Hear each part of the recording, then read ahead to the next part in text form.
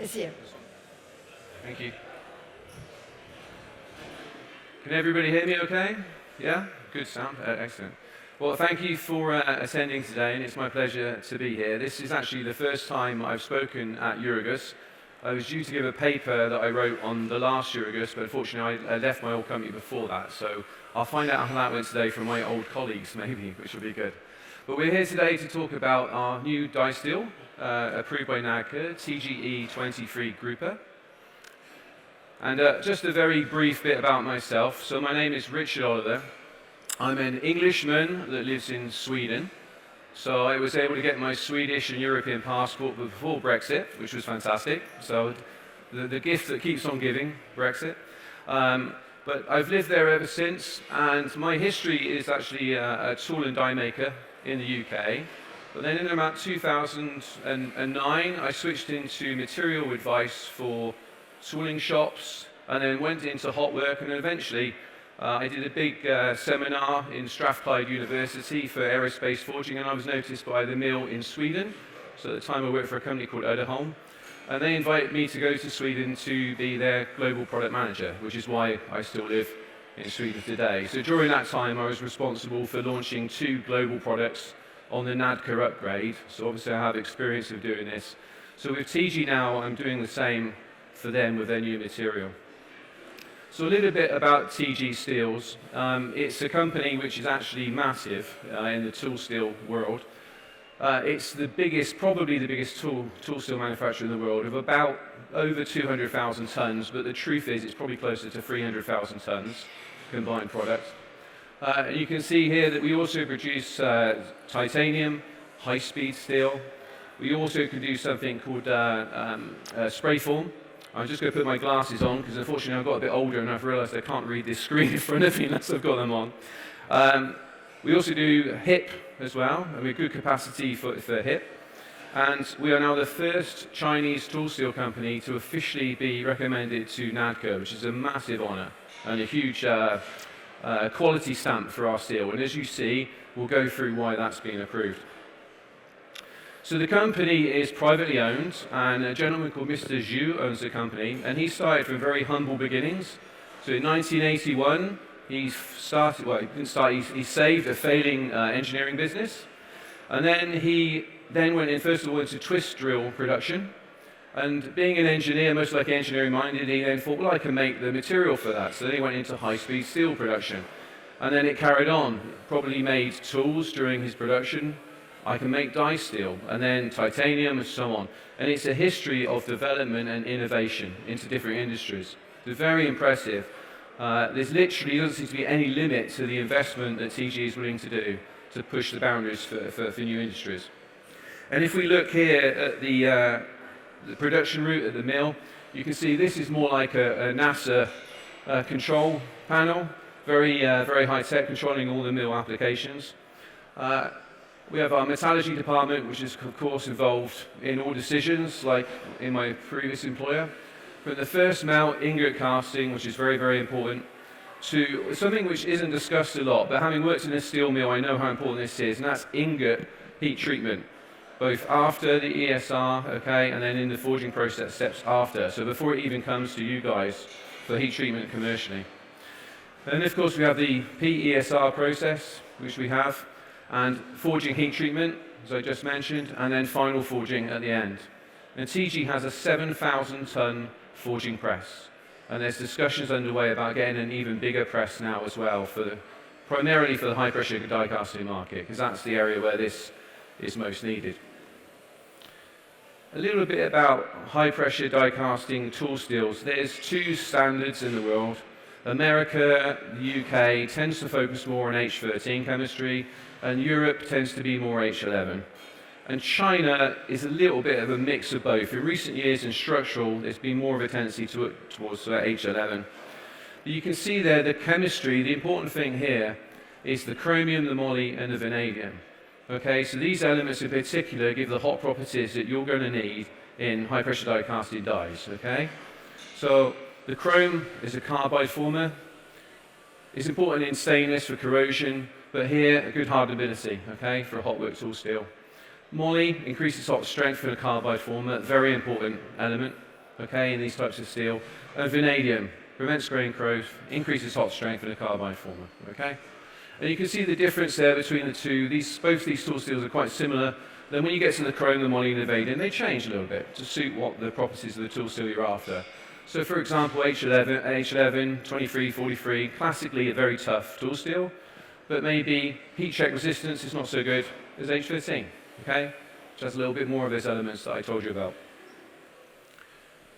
ESR is a good process, but the reason ESR is very good is the cleanliness it gives to the material, okay? And the uniform properties, isotropic, pretty much isotropic. This is kind of like old data, and it's based off of our CUDA TGE11 material, which is an H11 ESR. And what you can see here, this is unnotched samples, so we're testing ductility here, okay? A conventional H11 on the surface, you see, pretty good. But look at the core, which is this one here, and you see it starts to drop off, okay? Actually, more in some other materials. But you notice in the ESR material, it's pretty consistent, okay? Almost in every direction. So the longitudinal, the transverse, and the short direction, okay? And this is very, very important. So when we melt an ingot at the mill, the ingot gets upset forged, and it's basically a big fat ball of tool steel, almost. And then it starts to be forged out during the process, and that gives you the great properties that you're going to need in the material. This is a very quick slide because most of you know the common failures in high-pressure die casting. So of course, I've seen so many charts of this when it varies slightly. This isn't the reason a die will be pulled from production. This is a dominant failure. A typical die will have all of these going on, most likely. So if you've got extreme heat checking, so I've seen longitudinal dies that have heat checking and then they have erosion just behind the gate. In other areas where there's high flow in the part. And of course you're going to have soldering as well. That aluminium is going to be bonding and sticking to the tool steel when it's getting really hot across the die. But primarily, heat checking is the main failure that causes a lot of problems. Particularly you need to rework panels and so on. It'll be quite expensive. So what are the properties then of TG tool steel for high pressure die casting? Well, first of all, let's go to the NADCA specification. So this is a NADCA 207 spec for 2025. And there is Tangyong on the bottom.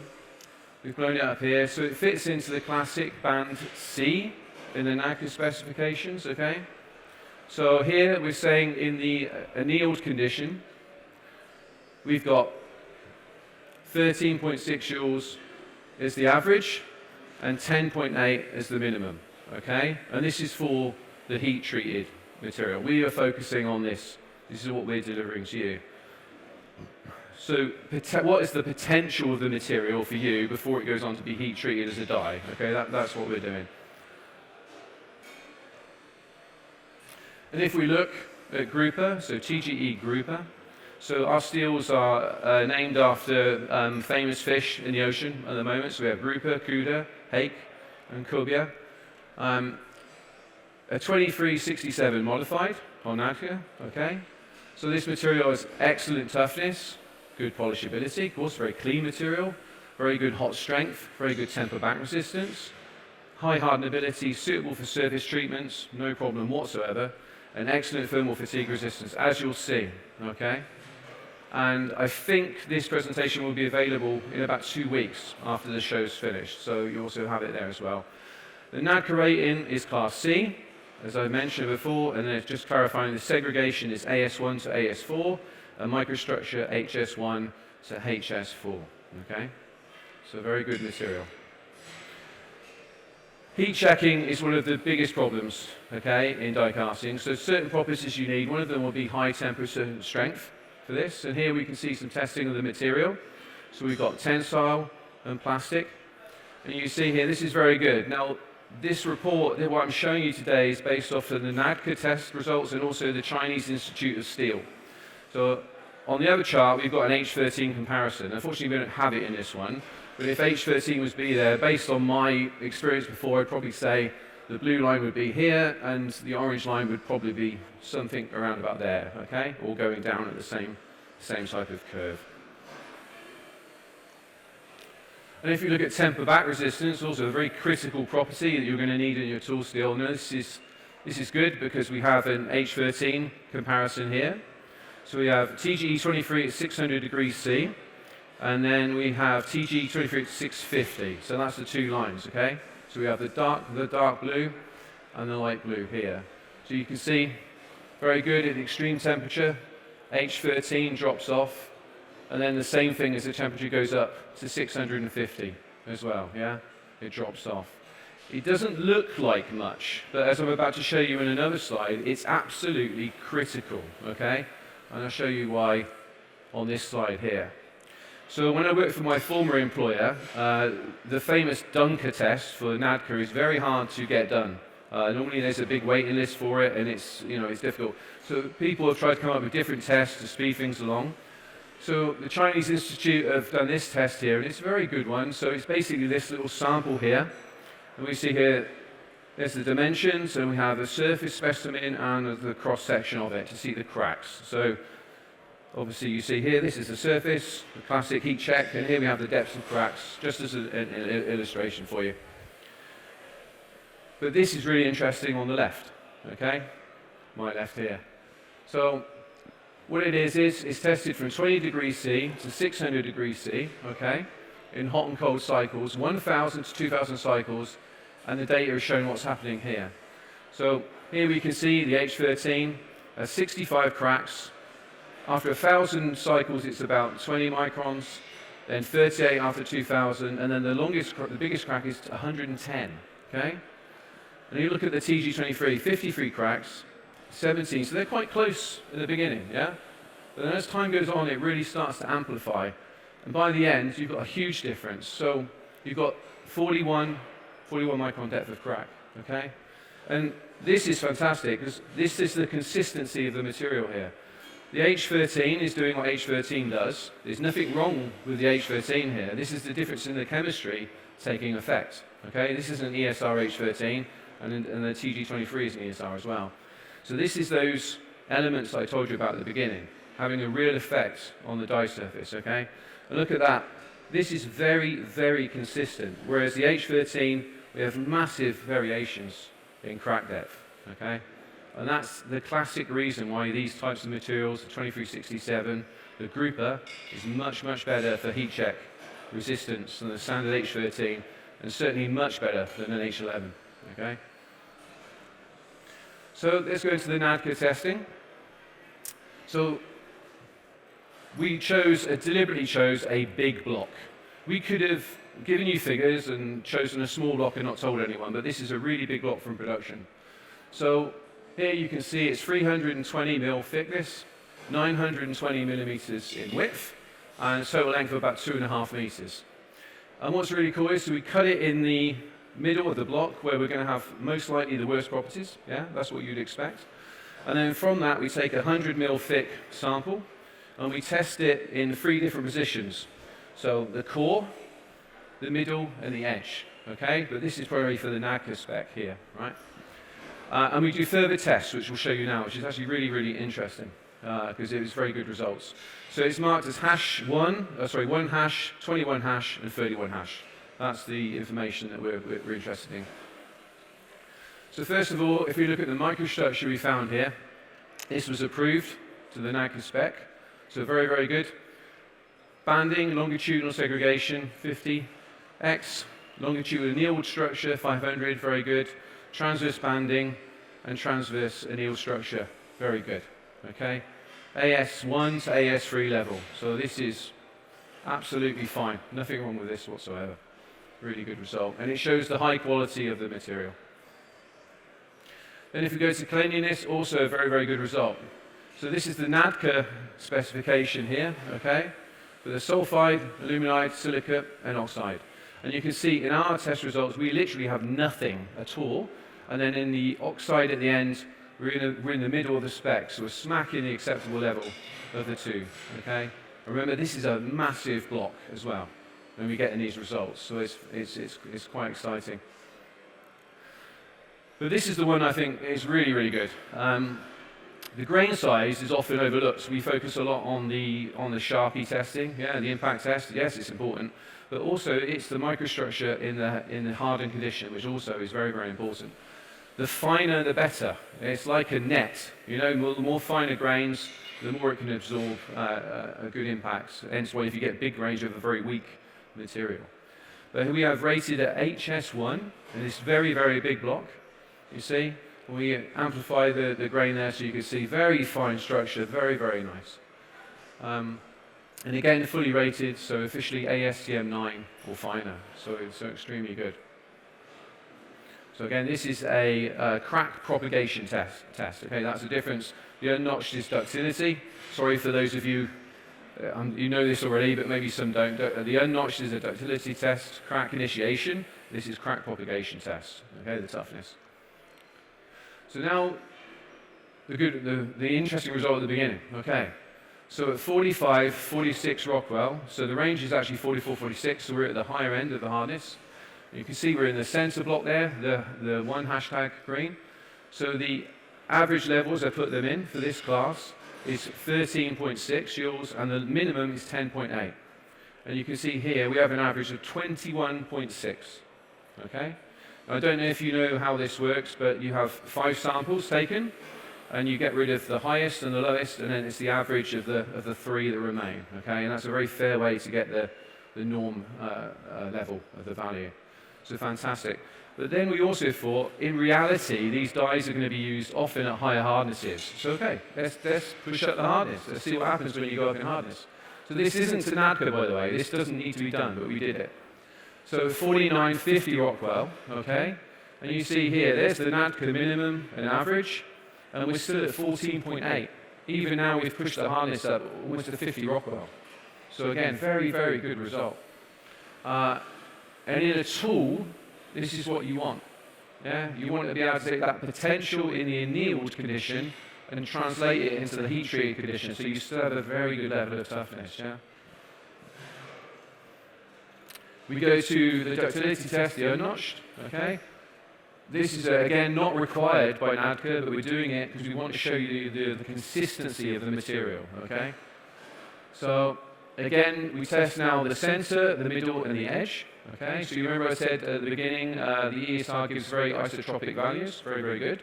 And here we see the reality of that. So, in the core, we have 396 joules, in the middle 437, and on the surface 428. So a fantastic result. 45, 46 Rockwell. What happens when we go up again? So almost pushing towards 50 Rockwell. Okay. Interestingly, we get an even better result. So, but it's a harder material. But it's again very consistent. That's really what I'm interested in. It's the consistency of the material here. The gap is not much. Okay, I think it's 13 joule difference between them here. Very, very good indeed. So we're very happy with this. So I'm doing well for time. So at the beginning, I maybe spoke a bit too quick, but we're all right. So that's good. So we've got some case studies now for you from the Chinese market. So this is from the home market, where obviously globally it's the biggest electric car market in the world. So we've got some cases from that market for you to see. And they're all TGE23, of course, group of material. So this one is a magnesium dashboard. Many years ago in China, about 7 years ago, I visited a BMW 5 Series. I remember seeing one of these in the early stages. And this dye life in this type of material is what I would expect here. So in an H13, they're obviously switching away from that, but we know the expected dye life was about 100,000, 130, if they were really good, yeah? But in this, they're expecting over 250,000. And at the time of this being updated before the show, they were 180 and still running with no signs of any issues, okay? So a fantastic result. And this is, again, it's not a small die, so it's almost 1.6 in length, 860 wide by 300 thick. So this is a good size piece of tool still, yeah. And 42, 44 Rockwell, yeah? So it depends on the process control at the foundry. You might be able to push that hardness up a little bit more, but this is dangerous territory. As my old colleagues know, you have to assess the foundry before you start recommending pushing up hardness levels. But if the process controls are really good, then there's potential to go up in hardness on any tool steel if the process controls are very good. This is a German SUV. I'm not allowed to tell you the mark of what it is, but they're using TGE23 in China to cast this structural part. So this is a trunk cover for this. It's a very large SUV. So there's a few brands that will pop into your mind, but you'll have to try and guess which one it is. Again, it's a big die. So 1.3 meters by 1 meter, just over, by 425, and then the other die is pretty much very close, similar dimensions, yeah? And again, very good result, 44, 46, again, this is a higher hardness. In the H13, they would probably expect 40 to 60,000, and in the TG23, it's at 15, so this is still early in the process, but maybe 100, 120,000. So from my previous experience in Germany, with shock tower dies and longitudinal dies that I visited a few years ago, things have improved since. Life has got better. But in the early days, like I remember visiting Jaguar Land Rover years ago, and some of their first dies were 20,000 shots on shock towers. And now they're nowhere near that, much, much better. So this has progressed a lot. But this one here, about 120,000, that's what they would expect. And finally, this is a Chinese electric vehicle. Okay, I can't tell you the brand. I'm not allowed to tell you the brand. It's a 4,000-ton press. It's a structural part, and if you see here, this is most likely the side bracing for the rest of the pan. That's what it looks like to me, because it's quite a thin die. But again, it's grouper. It's almost 1.7 meters long. 245 thick by 780, okay, in width, so very, very good. 44, 46 Rockwell, so a good hardness. Again, I haven't visited the foundry, so I can't tell you the potential to push that up more, but it's expected to run 40 to 60,000 in an H13, and about 70 to, is now at 70, but it's expected to run over 100, 120,000. About 7, 8 years ago, I must have been one of the first people to visit BYD in China. And back then, they were showing me a battery case, and again, it was a little bit like that shock tower that I told you about. They were struggling to get 30, 40,000 shots out of it. So things have moved on quite a bit in just that 7-6 year period, which is good. Okay. So grades and applications. So now we're getting towards the end of the presentation. And again, thank you for your attention. No one's fallen asleep. I can't see anybody that's fallen asleep, which is great. We're going to have the full program, okay? So NADCA A, B, C, D, and E. At the moment, that's all we think we need, okay, to have good results in Europe.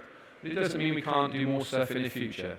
And TG are developing hot-work tool steels, so we are going to be a market driver in the future. We're not going to be just following steels on NADCA. We're going to be inventing our own steels and pushing them forward. That's the plan, okay? So we're going to have those. So A and B, obviously, we qualify already because they aren't named in NADCA. They're made to that standard right now. C is being improved. So the grouper, as we know, is being approved on there. D and E will come in the summer. So NADCA approval will come in the summer for those two grades. Okay? And then finally here, we also have, we mentioned at the beginning our capabilities. We have HIP.